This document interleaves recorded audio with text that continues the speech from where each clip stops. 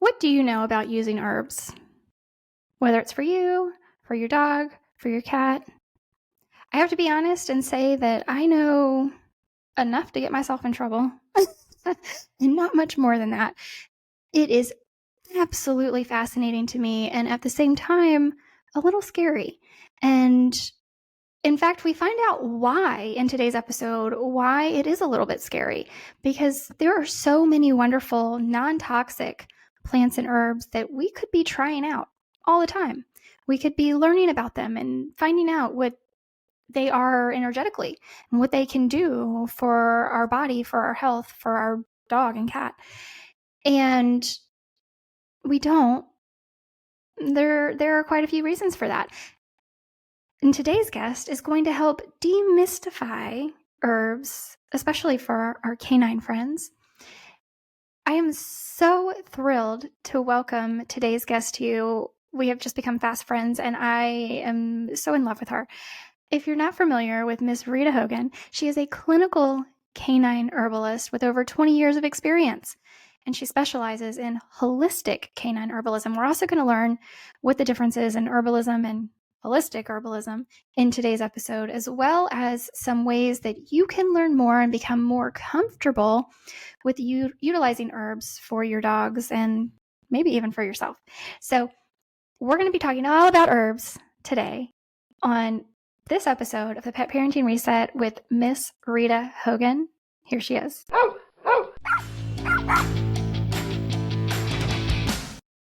Have you tried training methods that just didn't work? Do you feel that your pet is not getting his or her nutritional needs met? Are illnesses and bad behavior your daily norm? You're going to want to join me on the Pet Parenting Reset, where you'll hear interesting and informative interviews and get solutions to all your pet problems. I'm your host, Jessica L. Fisher.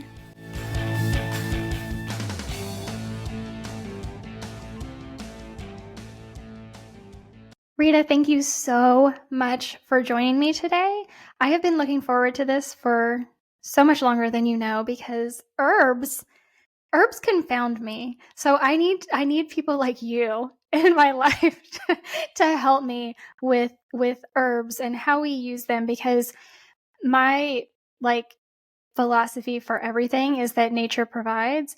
I just am not sure exactly how. So I need to look to people like you for how that all works out. So first of all, thank you so much for being here. And I would love to start our talk. We're going to talk about so much today, but I would love to start off by your journey. How did you get into herbs in the first place? And was that with people or animals? Have you ever worked with people? I'm very, very interested in this.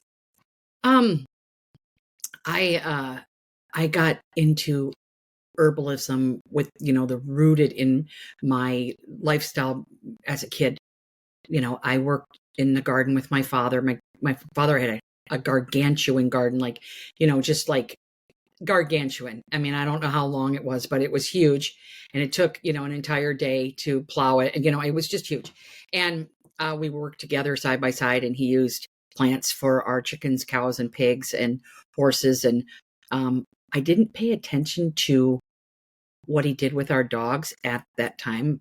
I was so involved. I mean, the dogs were always just kind of by our side. And so, but what's really cool is we had a dog named Susie that lived until she was 24 to 26. So it's kind of, no one knows the exact age, but we know she was at least 24. And she was there before I was born, and then she was there after I went to college. And I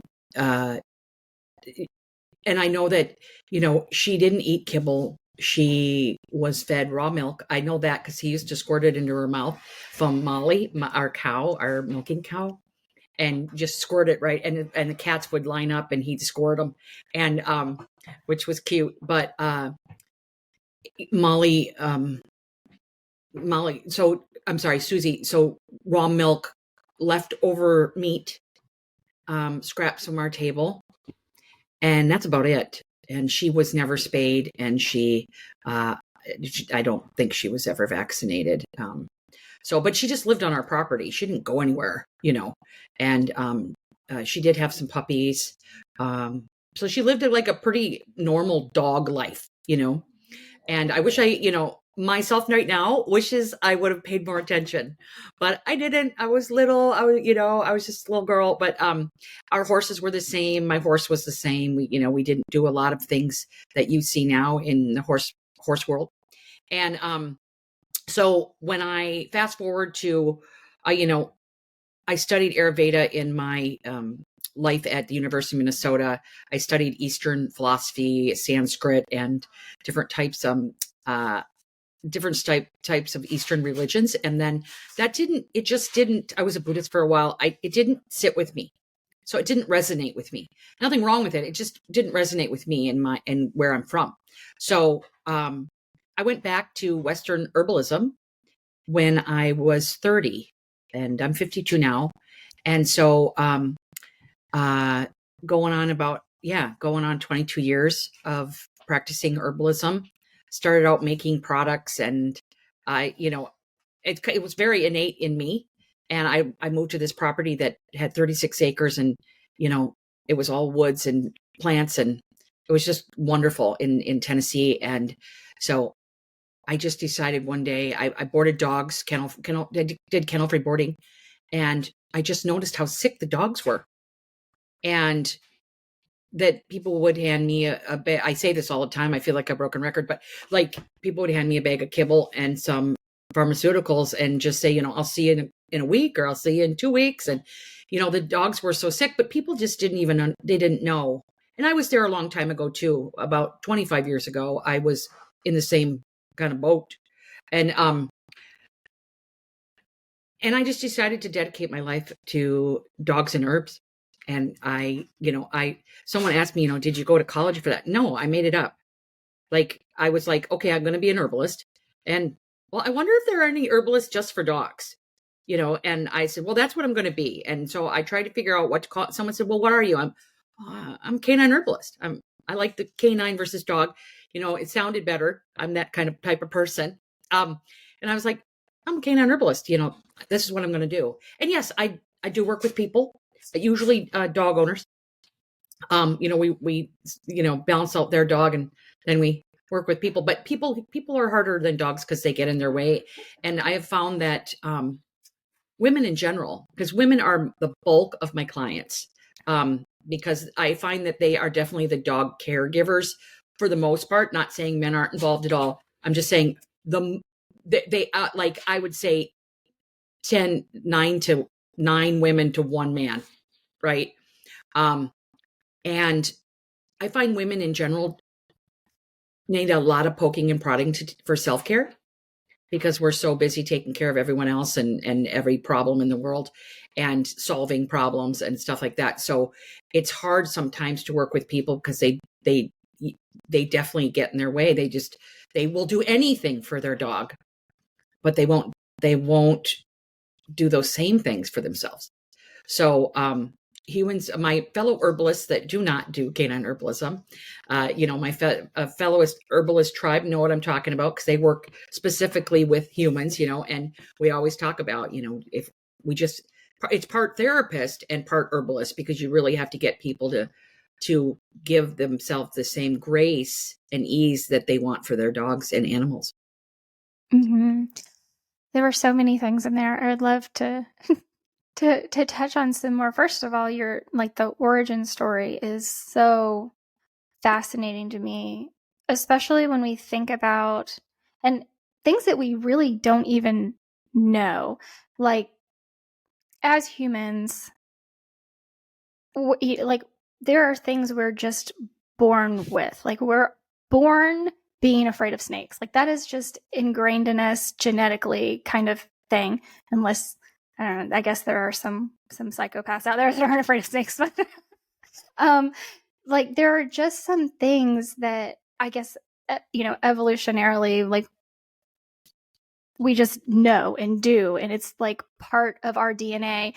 And so when I think about when you were telling me your story and how you grew up as a child, there are a handful, like maybe 2 or 3 other people that I've talked to on this podcast specifically, that I don't want to say they had similar childhoods growing up, but they definitely, whatever it is that they're doing in life now, started when they were a child, and they were living this like really organic lifestyle as a child growing up. And those kinds of people like you seem to, how do I want to say this? Like it's like there's something in you that others of us may not quite have, or have accessed. Like it's probably in there somewhere, but we haven't accessed it because we just didn't grow up that same way. That is just so fascinating to me. And I hope I explained that right. I totally get what you mean. I mean, there's some people that are very, I just think what's happening is people are growing up without nature. I grew up on a farm, so I spent my time outside in the woods where I didn't grow up in the city. I didn't grow up, I grew up in a rural area, but I do think that we all have a path to the green, however that looks like. I mean, evolutionary kind of progression. We have not been on cement and in tall buildings for very long, right? Just a few generations. And so I think that it's in all of us. I think the path is sometimes narrow for some and wider for others. But I think the longer you walk the path, the wider it gets, no matter who you are. So some people have to get over their fear of nature because, we have been conditioned to be afraid. I just read yesterday that we use so this is we use over 1 billion pounds of pesticides every year now. Okay. And that's just saying that we're afraid of nature. We want all of our food perfect. And and we're trying to combat nature and we're destroying it, but nature will be there when we're done. I mean, if you look at what happened during COVID, and people stopped interacting with nature like we do now, nature started coming back at an unprecedented rate. And it will do it again. So, I mean, there's no way that we're not smarter than nature. There's absolutely no way. Scientists don't even know how fish swim in a school so fast and move so fast as one. They can't figure that out. They can't figure out how they how they communicate with one another. They don't understand how birds do the same thing up in the sky. You see those huge, swarms of birds, and they all turn at the same time. Like they don't understand. There's so much. I personally think, in my own personal belief, I think we probably know less than 1% of the knowledge that's on this planet. And we think we know about 90%, which, is our egos, which always gets us into trouble. Always. And I think that that's very hopeful for me too, that there's so much we don't know that is out there. But so, okay. The topic you brought up with women specifically, like standing in our own ways of caring for ourselves, this idea of self-care, that triggered me too, because I probably spent at least the last 10 years, maybe a little bit longer, learning and learning and learning and learning and trying different things with my pets and getting them healthier, getting them on a healthier diet, and being very, I have my supplement graveyard, trying everything and then cutting it all back to like next to nothing and doing all of the things. And that has led me into, and I think that's one of the very important, the very important things that people like you do is that when you kind of wake up this part of somebody where they're like, oh my gosh, look at what I can do naturally with my animals. I think there's this kind of like we start to realize that, oh, we can do this for ourselves too. Like we can start taking care of ourselves better. And that in turn also allows us to take care of others around us better. So it's this like beautiful like symphony of things that start happening. And so I have personally been on this like self-care journey for maybe the last year and a half, and have started using some herbs for myself and seeing some improvements. Now I have no idea exactly what these herbs are. They come in a bottle. And I took them to my muscle tester, and she was like, "Oh my gosh, these are muscle testing. So fabulous for you. Please use them." So I'm using them. And to me, like I know in my head, like logically, there are so many wonderful things that herbs can be doing for my pets. But I have this I don't know why I'm scared. I'm like, I don't know if I'm going to mess something up, if I'm going to make something worse. So having somebody like you come on and talk a little bit, maybe try to demystify, because herbs confound me. So are there any tips for people like me who are like, I'm scared, to get people like over this hump of being scared of using herbs with their pets? Um, yeah, I mean, I think it's a paradigm shift. So, I recently was subjected to normal television. Um, I'm a streamer for sure. I don't like any type of commercial. And I was recently subjected to commercials. And what I found interesting was they were all pharmaceutical commercials. And, at the end, it tells you, like, there was one that makes your antidepressant work better, right? When your antidepressant stops working, don't stop using it or wean yourself off. Just add this one. But at the end, the side effects were unreal, including death. Okay, so death, or a immune disorder, autoimmune disease, or cancers were a lot of them. And pharmaceuticals save lives. They've saved my life. I'm not saying anything like that, but I find it very interesting how someone is okay using a pharmaceutical because their doctor told them, despite the long list of side effects that is in the pharmaceutical, but they are afraid to use a plant that's sitting outside their door. I know if I walked out by my door right now, I'd see plantains staring at me all over the place, or blackberry, or different types of plants. But that is just conditioning. So we have been conditioned over the last 100 years to be afraid, and to think that every germ needs to be destroyed, even though we definitely need germs. Everything needs to be managed, and we, as a people, cannot survive without pharmaceutical intervention.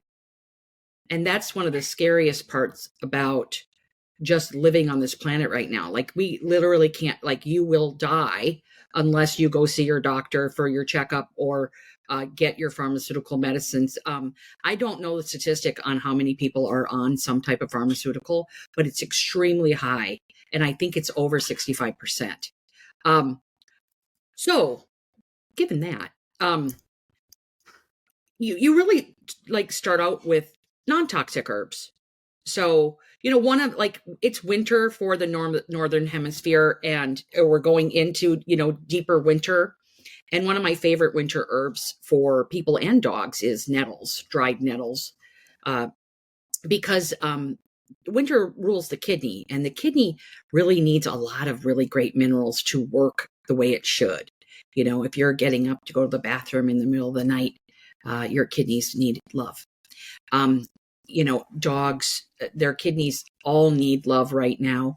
The kidneys rule the bones. And so this is also a big time of muscle tears and different type of musculoskeletal problems, arthritis, being stiff, a lot of moaning and groaning going on right now, which is an emotion of the kidney. And according to traditional Chinese medicine, I am not a TCM herbalist, but I do use a lot of their diagnostics, and I do believe most of their, diagnostic patterns. But nettles just helps revitalize the tissues. It helps. My one of my mentors, Matthew Wood, who I worked with and just followed since the beginning, he talks about how nettles make things in the body work again. Him and this really great other herbalist, Jim McDonald. And, they just get things working again. And that usually comes from kidney energy. And they also they also work on the liver and the lymphatic system and give your body minerals. And you want to use young nettles. And usually most of the nettles are harvested in spring, and then they're dried. And you can use it as a tincture, and you can use it as a tea. You can make a tea with your dog. Like I was making dandelion root tea this morning for my dog and I. And I did my first TikTok video this morning with dandelion root tea. And I've decided, I was talked into starting to do little tiny itsy bitsy videos on TikTok. I don't know how that's going to go, but I'm going to give it a try. But so you start with just one herb and see how you do with it. And usually you'll know within probably 3 to 6 weeks, 8 weeks, if it's going to improve your health. And not all herbs work for all people. Another thing, you say, well, I'm mystified by them. One of the things is that plants speak a different language than pharmaceutical medicine. They have their own language. And in Western herbalism, which is the predominant type of herbalism in like the United States, Canada, small parts of South America, not much, but we share a lot of the same plant space, and like Europe, like Ireland, England, different places like that we share the same climate. All plants work on a system of energetics, no matter where they are in the world. And their plant language is, however you put it in your kind of ethnic background or ethnicity, like warm, cool, dry, and damp. That's the qualities that they have. And some are stimulating, some are, diffusive, and they have other properties. But I always look at, well, how warm they are, what they do to the body. Do they warm it up or do they cool it down? And do they add more moisture, or are they drying? Many, many, many, many, many plants are drying. So, 9 times out of 10, it's drying, but in different, like it's on a spectrum. So some are very drying and some are slightly drying. So like nettles are slightly drying, but they're pretty neutral, and they're not too warm. They're not too cool. So they're a really nice herb to start out with, especially in the wintertime. So, and all plants have that energetic signature. Yeah, it's interesting to me, and I could be totally wrong about this, because when I think of nettles, my first thought is for allergy relief. Yes, which makes me think of spring and summer. So I've been feeding my dog extra greens with her meals to add fiber because I've been working on her gut microbiome. And so I went with the green juju just greens that are freeze dried, because they also have nettles in them, where the frozen one doesn't. So, and I was literally like just running out going, it's okay, it's winter anyway, like I don't need to worry about allergy. But that's interesting that, okay, so nettles does so many more things. Oh, it does so many more things. Yes, it does. And, and then parsley is good for your dog during the winter time. Also, whatever you do for your dog, you always want to think of their nervous system, no matter what. There's an emotional and nervous system component to every single type of chronic disease and, everyday life. A lot of people are highly stressed, and then their dogs are highly stressed. And it really affects the limbic system and how your dog responds to stress. And if they get stuck in fight or flight, because, when most people, and I've been talking a lot about this year, most people don't realize they're in fight or flight. And our cell phones put us in fight or flight constantly. I'm always in trouble for turning off my ringer on my phone. And people get angry with me about it, my family members. And but one of the reasons why I turn my phone off is I do not want to hear the bleeps and bips and you got a sale and this and that and the other. I tend to look at it a couple times a day versus looking at it constantly, because they've done CT scans on the brain and it lights it up like cocaine and sugar. So we are in fight or flight constantly with all of our electronics. When I see someone, and this comes from love, everyone, I'm not saying you're a bad person, so breathe. But when I see someone that has a cell phone and an Apple Watch and an Aura Ring, I just want to grab it all and throw it in the garbage, because that person, you can pretty much guarantee, is completely stressed out and has what's called electromagnetic stress. And the interesting thing about being stressed out is your dog can smell it. Your dog can smell the adrenaline. It can smell the noradrenaline. It knows when your cortisol levels are high. And the issue with that is that it knows there's something wrong. And so dogs get really stressed out because of our stress. So when we take care of ourselves, we're actually really improving the lives of our dogs and all the other people that we interact with. The HeartMath Institute is this really great research center that is putting some hard science on what other people, like not other people, what people in general have thought of as woo-woo. They are proving that our heart vibration extends, several feet from our bodies. And we share this vibration with everyone around, especially in our homes. And our stress is their stress and their stress is our stress. And a lot of times by just dealing with that, you see a huge drop in anxiety in dogs. And then, exposing them to fresh air. And I love dogs that self-select plants, especially non-toxic plants. You can really tell a dog's energetics by the plants that they self-select. A lot of times, like, you'll see them foraging outside and you've got a dog that's constantly eating plantain and dandelion and different really cooling plants, especially consistently, because energetics is about consistency. It's not about the like one-off here, I eat this a couple times a week. It's about eating or feeding something every single day. And a lot of times, I've seen people that give their dogs herbs like over a year.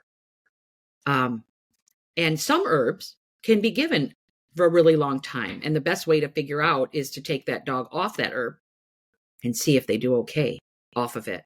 What we really want to find, to answer your question in a long way, what we really want to find is the minimum dosage for maximum benefit. So nettles, parsley, you've mentioned those as good, like, gateway.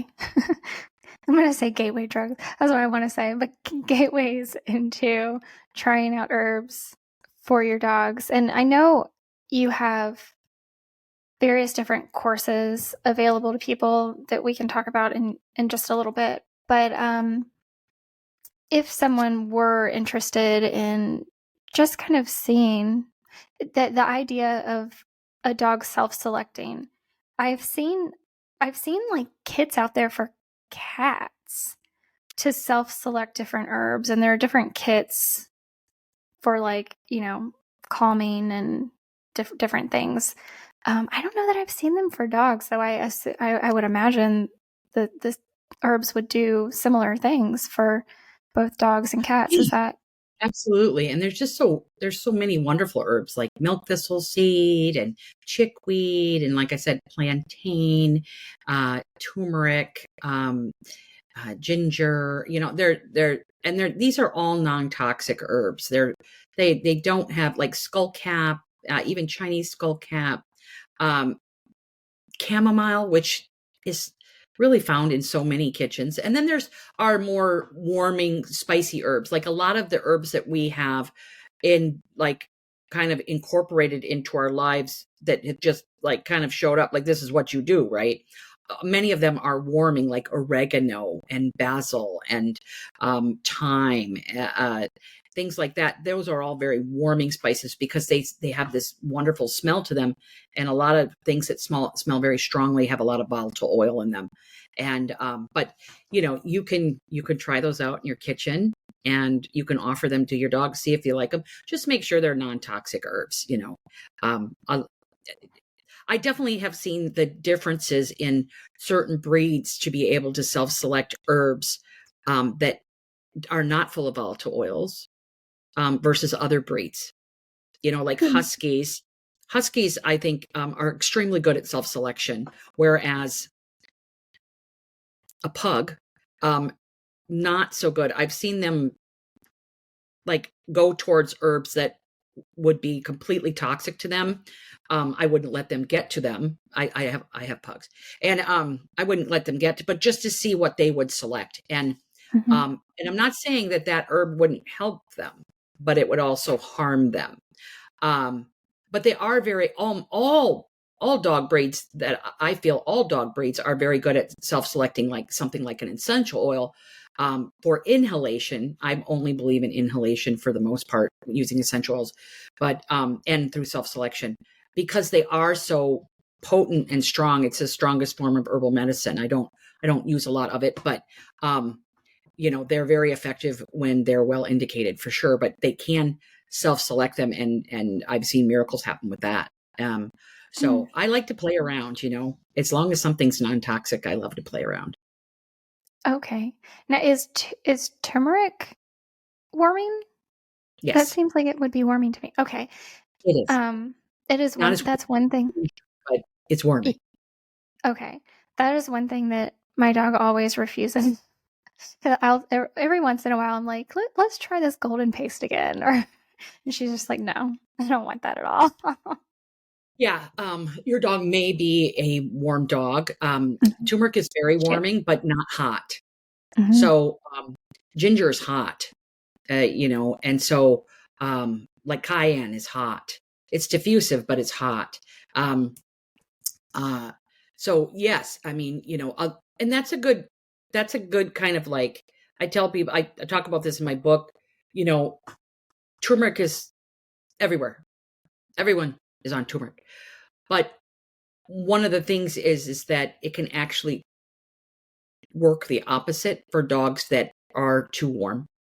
I recently had a client that was on a very good mobility supplement. I do a lot of formulation, and so for companies, and from a formulator perspective, very good formula, but it was a very warm, hot formula. Okay, which is very good for cool dogs because you want to get that circulation up. You want to get that lymphatic flowing. You want to get up that energy. Okay.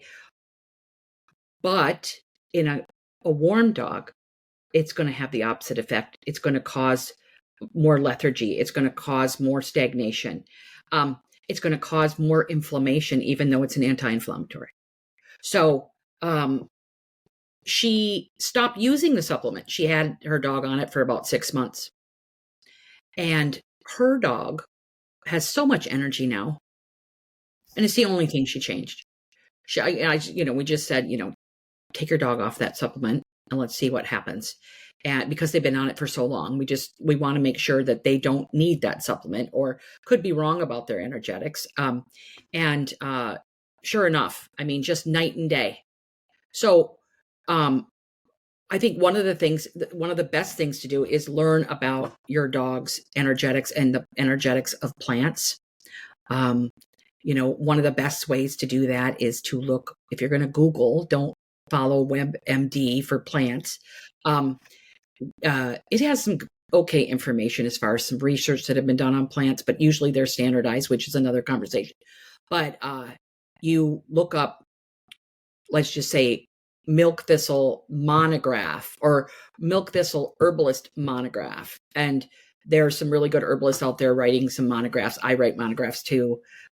We all kind of exchange information, and then sometimes we discover new things. And, there is some new research and stuff like that, or anecdotal or in the field clinical evidence that comes about that can be replicated.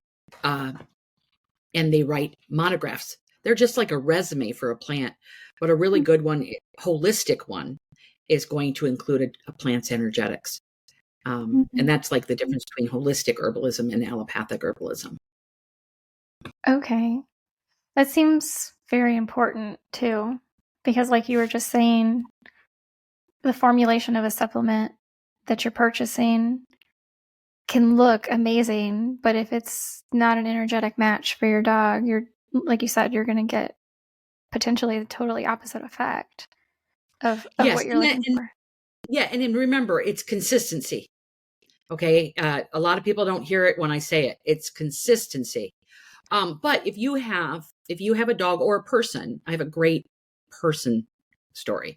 But if you have a dog or a person that has severe chronic disease, you're going to see the difference much quicker.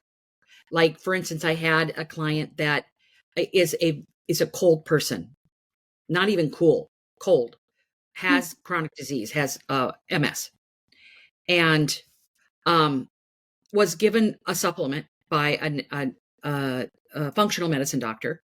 And the functional medicine doctor, good doctor, but is working allopathically, like not paying attention to plant language, gave him a supplement that I know has worked very well for other people. But this supplement is cold. It is cold. It has gentian in it. It's a very cooling supplement. So he was on the supplement for 3 weeks and lost the use of his legs. He could no longer walk.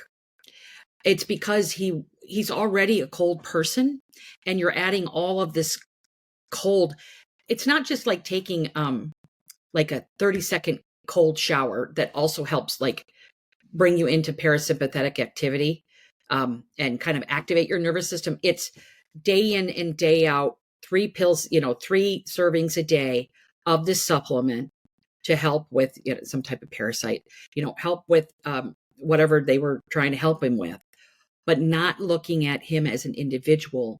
And he had such, MS is very serious chronic disease. Okay. And so you're going to see those effects so much more because you don't have a lot of wiggle room, and they, the interesting thing about energetics and kind of like biomapping herbs onto people as individuals, the cancer kind of climate is starting to kind of understand that, where they're doing genetic testing between the patient and the plant to see if there's compatibility, to keep people from using plants that are just not going to work. And basically they're mapping energetics. And so when you're dealing with severe chronic disease, it's more important to figure out the energetics of the plants and your dog. When a dog is pretty healthy, if you're not doing something consistently day in and out, and you're doing some nice rotations and rotating foods, veggies, different types of things for the micro, following a seasonal pattern, which I absolutely love, you're not going to see that. But like, blackberries aren't really supposed to be around in January. I feed my dog blackberries every day, someone might say, or I feed them blueberries every day because they're so good for you. Well, you feed anything every day and you're going to get sensitivities. You're going to get a buildup. And you have less of a chance of that if it's an energetic match. If it's an energetic match. Okay. And that kind of brings up two different people in my mind, or two different, and there's probably a whole lot more, 2 different types of dogs. Like a dog who is pretty darn healthy. You're just interested in, the pet parent is just interested in optimizing their health and their quality of life. And then you have these dogs that are sick. So when we're talking about dogs that are sick, based on what you just said, in my mind, it would make sense that you would want to work with a professional like you. I know you stay pretty booked up, but a professional to figure out which herbs would be better to start off with to try, so that you're not doing a whole lot of harm with them, even if they are, the non-toxic herbs that you're talking about. Whereas a pet parent who has a relatively healthy dog has a lot of wiggle room, and they could, for instance, lay down a towel and some hopefully organic herbs they have in their kitchen and just kind of put pinches of them around and see what their dog gravitates to. Does that make sense in the way I'm Yeah, explaining it? absolutely. I had like a whole horse consultation this morning. I am not a horse herbalist, but I have a horse and want to do the best by my horse. And my partner and I were meeting with animal herbalist homeopath, and we were discussing which herbs to. One, I have to figure out my horse's energetics, but two, like just picking different seasonal herbs and putting a bucket down with those herbs and seeing which ones he wants. You know, and that's definitely one. And horses are vegans, so they're very predisposed to plant medicine, so it's very easy for them. We just don't want to put something down that they might eat that make them sick, because cows and horses will eat stuff that they're not supposed to eat, like cat's ear or different types of plants that just don't work out for them. But yeah, I mean, you can definitely do that, and I definitely love seasonal herbs, and trying to figure out. But yeah, turmeric. You can put some turmeric, a little bit of turmeric down. You can put a little bit of. You can even put a little bit of oregano down, small amounts. An itsy bitsy pinch of nutmeg. Don't not. I'm sorry, clove. Don't give much clove. Hardly ever. Don't give more than a minuscule. What is it? Those little tiny. You ever see those little tiny teaspoons that are like a Well, pinch, a smidge, and a something else? yeah. Yeah. So that super tiny. And some parsley and some freeze-dried nettles and maybe some hawthorn leaf or some dandelion root or some dandelion leaf or some marshmallow, different types of non-toxic plants. The clove is a little on the toxic side, but you just want to just a breath, or just don't include it at all if you're scared. But and see what your dog wants, or work with someone, or learn. I love to recommend people learn like a plant or two a month, and then years go by so quick, right? Don't they? And if you learn 1 to 2 plants per month, uh and how it interacts with your dog, taste it, smell it, buy a tincture of it, or make a tea out of it. There's some really good resources out there. Mountain Rose Herbs has wonderful videos and resources. There's lots of different types. I don't have a lot on my website. I wish I had more time to do tons of tutorials, but right now I do not. But it's getting there. But just learn about one plant a month, and you have 12 plants that you are secure with, that you are confident with by the end of the year. And in 2 years, you have 24 plants. And I will tell you, most herbalists use about 12 plants regularly. You get your jam. There's so many pathways to healing, right? There isn't just one. And there's certainly not just one plant. Um, there are some plants that do wonderful things, but they're just plants. And there's like skullcap is a nervous system plant, but there's another 30 nervous system plants, in different, like in TCM or in Western herbalism or I like to call it South American herbalism. There's all these different plants. And so 12 to 24 plants is a huge array of different plants that you can keep switching up for your dog, especially if those types of plants actually work for your dog. So if you can get like a good 5 to 10 plants that your dog does well with, you can really up their nutrition, get rid of stagnation, make their lymphatics move. I love calendula for dogs that are cool, and I love cleavers for dogs that are warm. Those are my 2 faves. Love them. Nice. So there's so much that you have already said, and I'm sure a million more things you could say. And because of that, I know you have some courses that are available for pet parents. Do you want to talk about those a little bit? Yeah, I have a few offerings. I'll just go through my offerings. So I have two websites because my Oh, course platform will doesn't sell anything. So I have my my consulting and store, which is at canineherbalist.com. And then I have my platform, which is canineherbalism.com. And on Canine Herbalism, I have my podcast, which is Dogs Are Individuals. They're found wherever you listen to your podcast. And then I have that's free. And then I have subscription community. So that's where I will answer any question that you have. We do live trainings every month. I do a live Q&A on the entire platform every month. And you can basically, have access to me, and I will answer questions. I answer every week, all through the week. And I also share some good content in there, but I do live trainings. And then that's $10 a month. And then I have my monthly monographs, which is plants. So I do one plant every month and we cover it in depth. This month is parsley. Speaking of parsley, and this month is this month's parsley? I think, yeah, this month is parsley, and next month is echinacea, both plants, and then that is $12 a month, and you have full access to all the plants in the library at that time. It's kind of, you can't really, it's a weird way to charge for it, so I just charge $12 a month, and it's also a way to support my work. And then I have my canine energetics course. It teaches you how to find out your dog's energetics.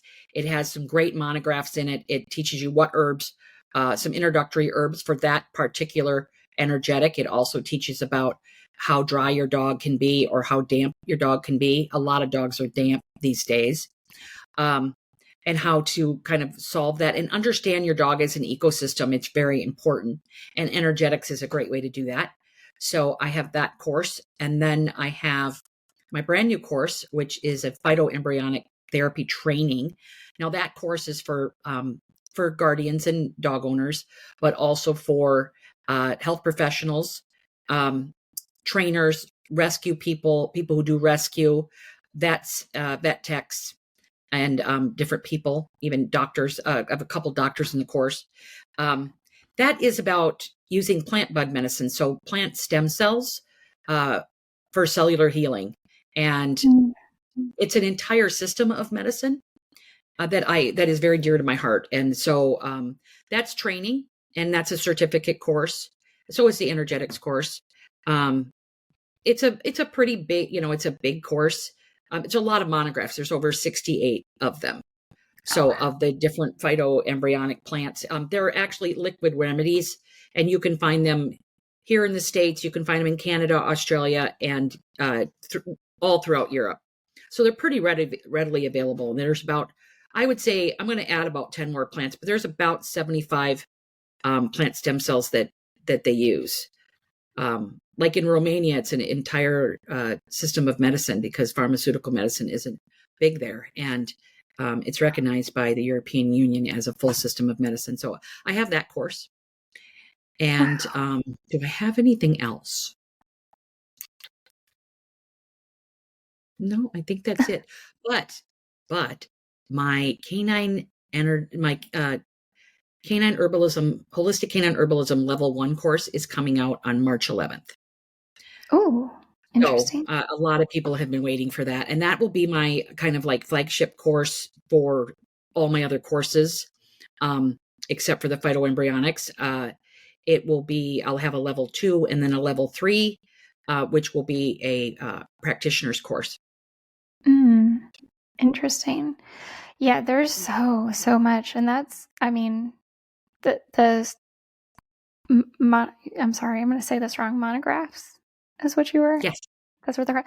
That sounds so valuable to have access It is. to. It's just canine monographs. They're not, they're canine monographs. And of course, whatever, if it's good for high blood pressure for a canine, it's good for humans too, but the dosage is different.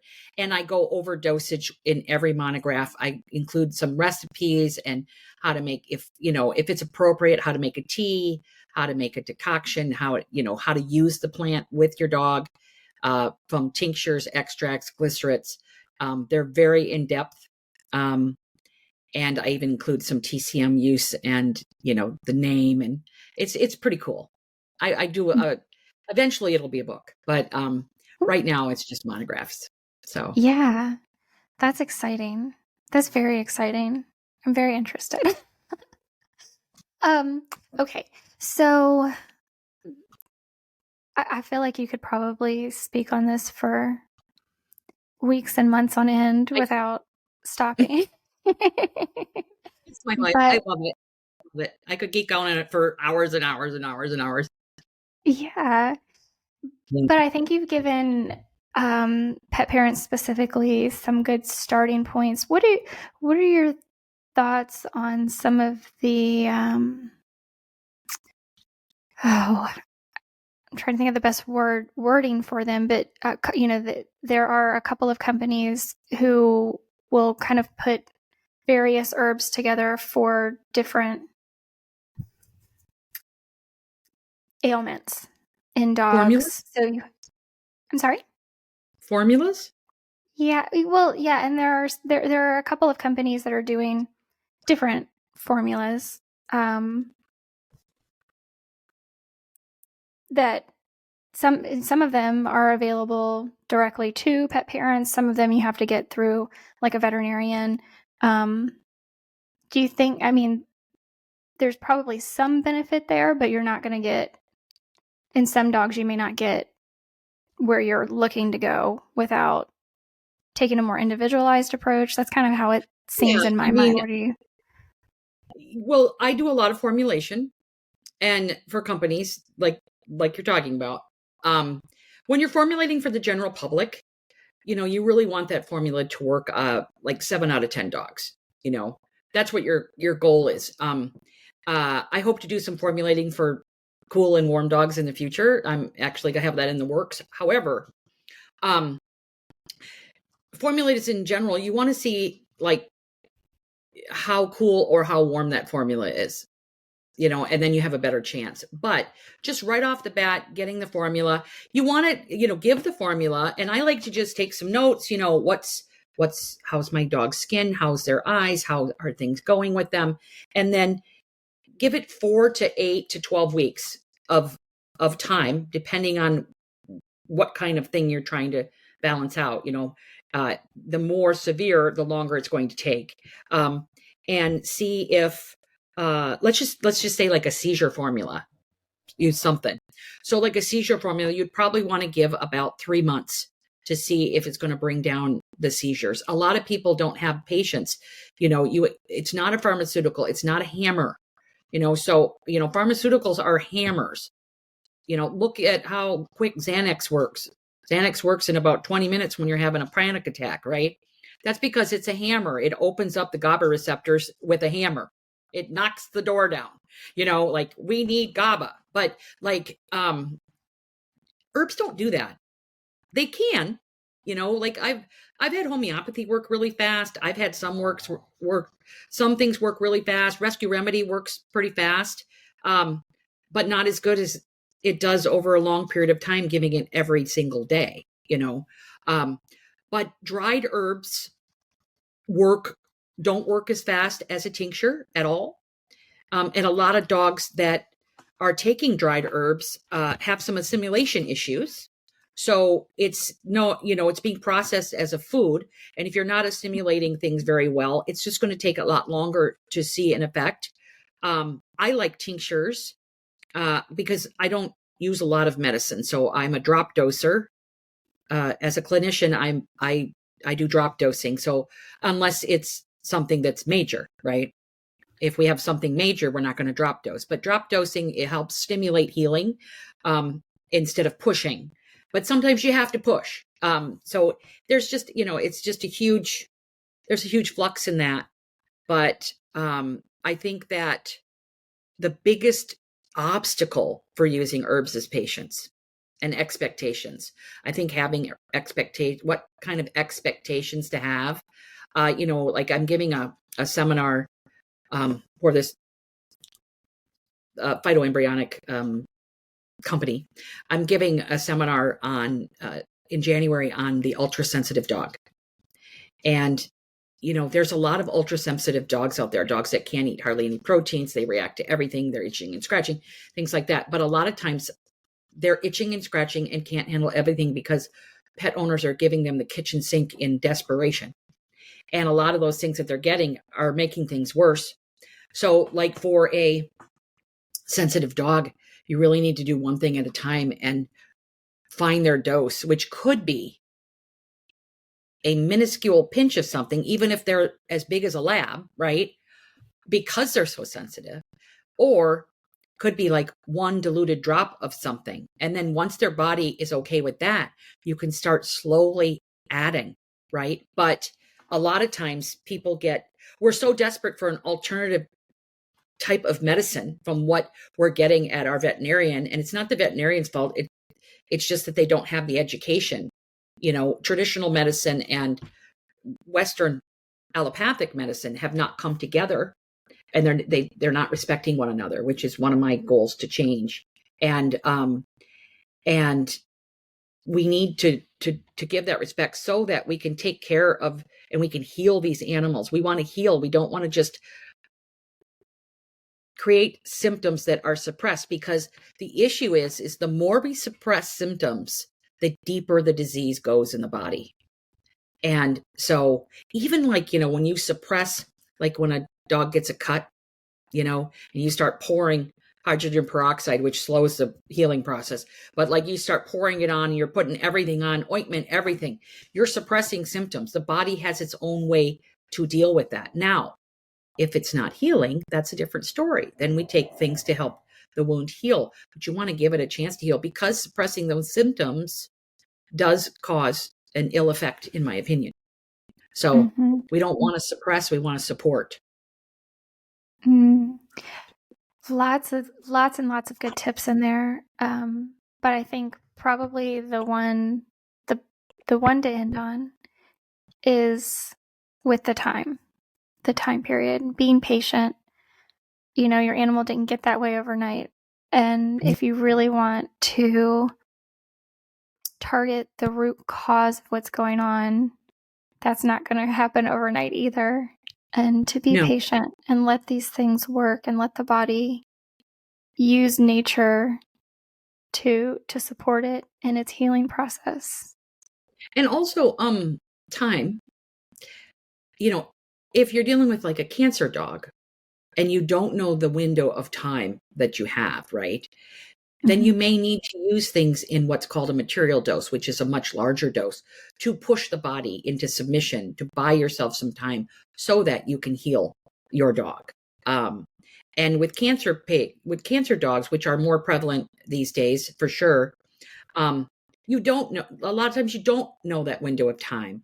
So, and that's when to get some help, because I'm just talking about everyday issues. I'm not talking about, seizures, and I do not deal with diabetes, and congested heart failure and cancer, things like that. Those need different types of support.